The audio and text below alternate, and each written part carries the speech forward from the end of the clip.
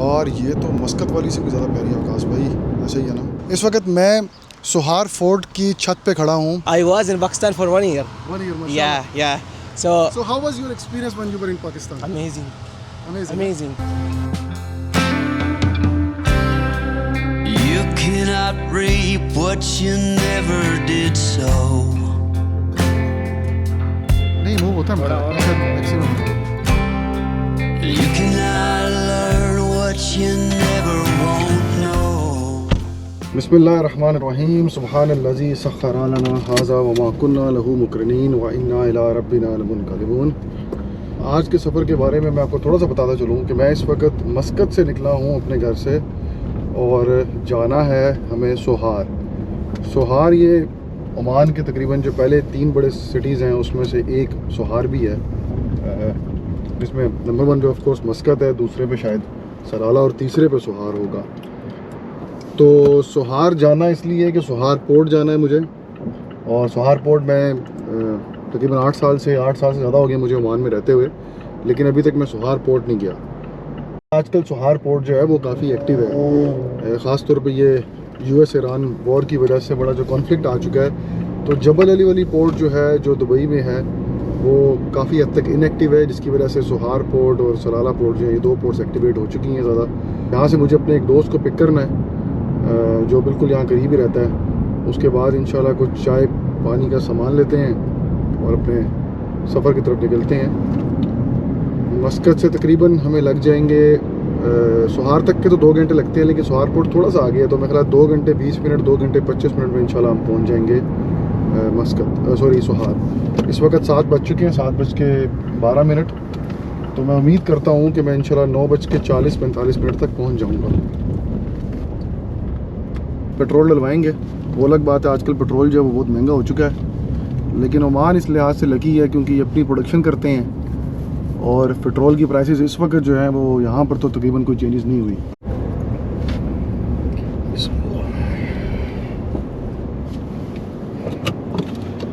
दे दे इसको ज़रा कार्ड। 2 रास्ते हैं मस्कत से, एक एक्सप्रेस वे के थ्रू है, ये वही रोड है जो यहाँ से दुबई की तरफ जाती है, और ये बिल्कुल 3-4 लाइन रोड है और अमूमी तौर पे खाली मिलती है। और एक रोड जो है वो बातना एक्सप्रेस है जो कोस्टल एरिया के बिल्कुल साथ गुजर रही होती है। वो उस पर यह कि हलचल ज़्यादा है, आपको हर तरह की फैसिलिटीज़ रास्ते में मिल जाती हैं, लेकिन वहाँ पर ऑफ कोर्स फिर रश भी ज़्यादा है, राउंड अबाउट्स भी बीच में आएंगे, जगह जगह पे छोटे छोटे इलाके बीच में आएंगे। तो ये जो बातना एक्सप्रेस वाला एरिया है ये काफ़ी रिच है अपनी पॉपुलेशन और अपने डेमोग्राफिक्स के हिसाब से। ओमान में बल्कि मेरा ख्याल है सबसे ज़्यादा पॉपुलेशन अगर किसी रोड के किनारे पे है तो वो इसी इलाके में है, जो मस्कत से अगर आप सोहार की तरफ जाएं तो पूरा रास्ता ही आपको छोटे छोटे शहर नज़र आते रहेंगे।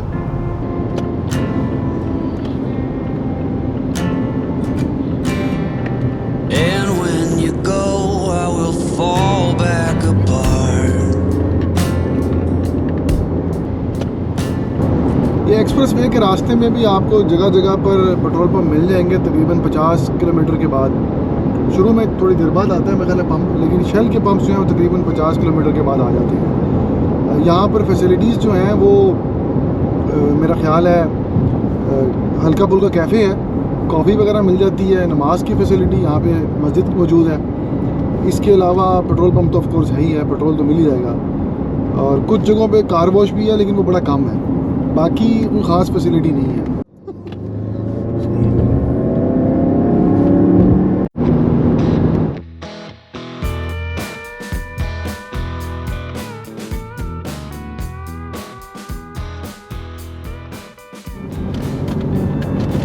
क्या बात है जी, क्या बात है। मौसम जो है वो सोहार में मुझे निस्बतन ज़्यादा अच्छा लग रहा है मस्कत से। 600 meters, take the ramp to Route 7. आप ये देखें कि ये दोनों अतराफ़ में आई डोंट नो कैमरे की आंख आपको दिखा सकती है या नहीं, लेकिन मैंने तो देख रहा हूँ कि घास जो है वो ग्रीन नज़र आना शुरू हो गया है। ये हो सकता है व्यूअर्स के लिए कोई बड़ी बात ना हो, लेकिन जो लोग ओमान में रहते हैं वो ऐसे थोड़ी थोड़ी घास देखें अगर साइडों पे तो उन्हें बड़ा अच्छा महसूस होता है, क्योंकि इलाका जो है ज़्यादातर बंजर ही है, लेकिन चूँकि पिछले हफ्ते बड़ी ज़बरदस्त बारिशें हुई हैं और सैलाब वगैरह भी खैर आया है, लेकिन उसकी वजह से फ़ायदा ये हो गया कि ग्रीन जो छोटी छोटी घास है ना वो बड़ी प्यारी लग रही है, उग गई है। और सोहार जो है वो वैसे भी काफ़ी हद तक इन्होंने ग्रीन रखा हुआ है। ये आप देख सकते हैं, हम जैसे ही एक्सप्रेसवे से उतरे हैं तो लेफ़्ट साइड पे हमें पहला 5 स्टार होटल जो है वो क्राउन प्लाजा जो है वो नज़र आ गया है। इसी तरह सोहार चूँकि फ्री जोन है, ओमान का तीसरा बड़ा शहर है, और इस वजह से यहाँ पर काफ़ी ज़्यादा अच्छे होटल्स भी मौजूद हैं, और तकरीबन जो सारी फैसिलिटीज़ हैं वो यहाँ पर मिल जाती हैं। I hear you talking at work to the boys in the gym, talking at the bar till I walk in, baby. ले जी, welcome to Sohar port. Entry to the port is at your own risk. अब यहाँ पर मेरा ख्याल है हमें gate पास दिखाना पड़ेगा। इस वक्त हम सोहार पोर्ट में एंटर हो चुके हैं, तकरीबन 10 मिनट हो चुके हैं, और जिस जगह हमने जाना है वहाँ पर हम पहुँचने भी वाले हैं।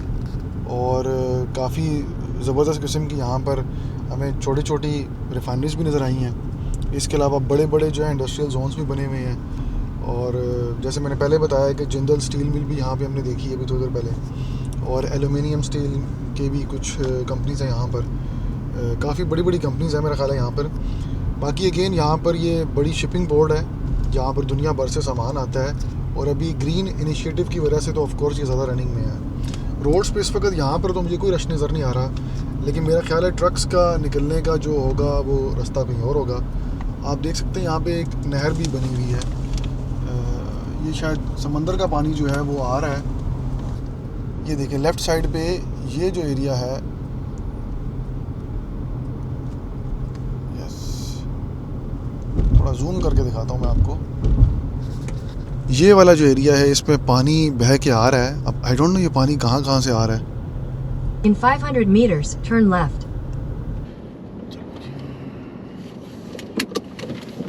चलें जी, अब यहाँ पर हम पहुँच चुके हैं ओमान सस्टेनेबल वाटर सर्विसेज में। यहाँ पे थोड़ा सा काम है हमें, बाकी का वीलॉग जो है वो इसके बाद वापसी पे इंशाल्लाह बनेगा। Can't get your tongue when we're talking about what I need.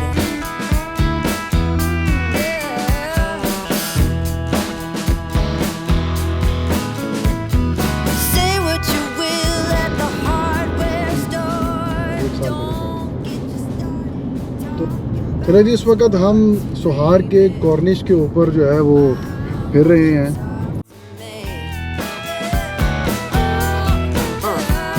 Can't get your tongue when we're talking about what I need.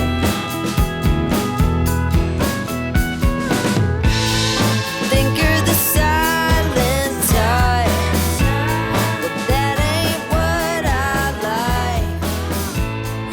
I need a man who knows how to speak.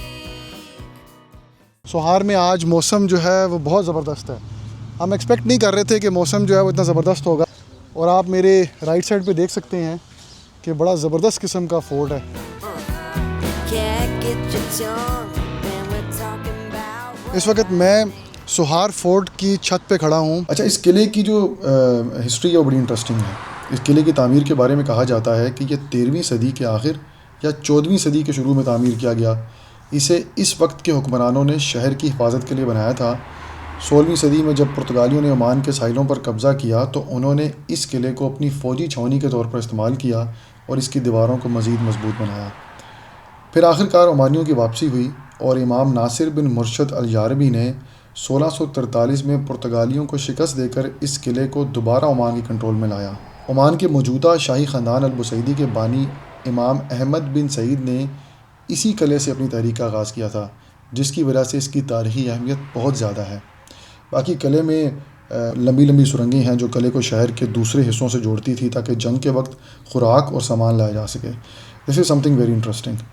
तो जो भी कोई सोहार आ रहा है वो यहाँ पर ज़रूर आए। बहुत बड़ा फ़ोर्ट नहीं है, छोटा सा फ़ोर्ट ही है, लेकिन आप मेरे पीछे देख सकते हैं कि इस वक्त यहाँ पर बहुत ज़बरदस्त सोहार का कॉर्निश नज़र आ रहा है। और यहाँ पे अगर कैमरामैन दिखाएं तो ये मकतब वाली सोहार है। सोहार यानी कि ये असल में ओमान में जो भी बड़े बड़े गवर्नर्स हैं वहाँ पर उनका एक वली होता है। टोटल ओमान में 11 गवर्नरेट्स हैं और 63 वलायत्स हैं। तो 11 गवर्नर्स वैसे ही हैं जैसे हमारे यहाँ प्रोविंसेस होते हैं या फिर अमेरिका में ये 50 स्टेट्स होती हैं, यहाँ पर ये 11 गवर्नरेट्स हैं। सोहार उस गवर्नरेट में से एक गवर्नरेट है। इसका मतलब है कि इसके अंदर काफ़ी सारी और भी वलायत्स हैं। तो ये एक बड़ा एरिया है। He doesn't have any problem. تتكلم اليوم تتكلم.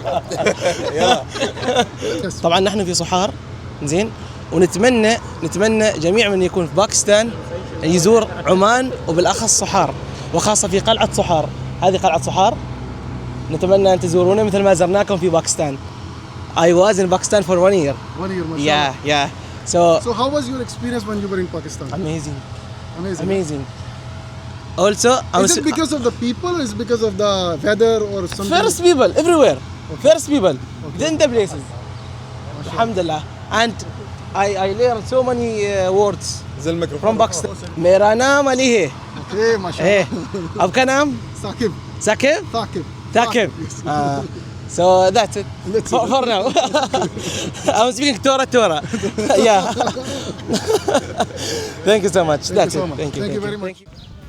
Cat gets your tongue when we're talking about what I need. Rizwan साहब हमें छोले भटूरे खिलाने लेके आए हैं।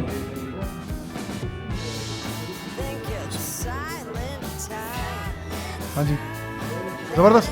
What I like. I need a man who knows how to speak. Oh, think you're the side. कैसा खाना था खबगास भी? अच्छा था, 2 बिल दिए वाले ने। बिल दिखाएं।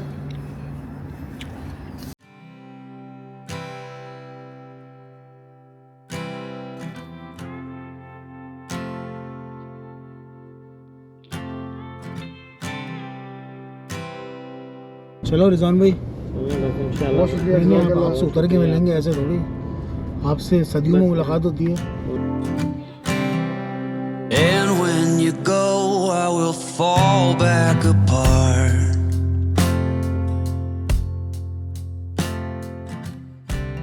Find pieces. बिस्मिल्लाहिर्रहमानिर्रहीम। अल्लाहुम्मा फ़्तह ली अब्वाबि रहमतिका। ये हम एंटर हो गए हैं सुल्तान कबूस ग्रैंड मॉस्क, और ये सामने से माशाल्लाह क्या ज़बरदस्त खूबसूरत किस्म की मस्जिद है। ये क्लासिक मस्जिद का जो अंदरूनी अहाता है वो तो काफ़ी बड़ा है, लेकिन इसके अलावा बाहर भी बहुत ज़बरदस्त है। और ये हर जगह बाउंड्री वगैरह जो है वो बनी हुई है। 100 meters, turn right. Turn right, then turn right. चारों तरफ से खूबसूरत किस्म की एंट्रेंस है। आप देख सकते हैं कि एक गेट उस तरफ है एंट्री का, एक जहाँ पे इस वक्त मैं पार्किंग पे जा रहा हूँ वहाँ पे भी गेट है। Sharp left. सुभान अल्लाह, कमाल हो गया। Head southwest, then turn left.